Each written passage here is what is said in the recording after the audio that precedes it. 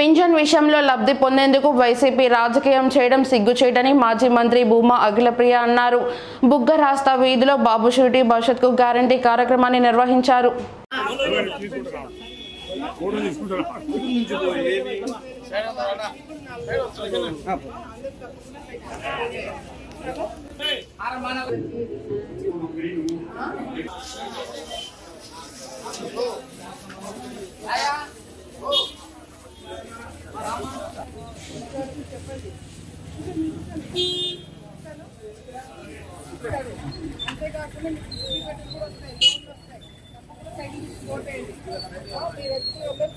ఏమైనా కావాలో నేను వచ్చి చేశాను.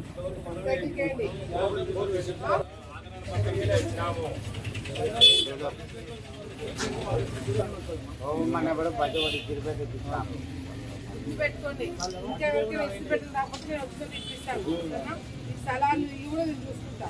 మీరు మాత్రం తప్పకుండా సైకిల్ చేయండి.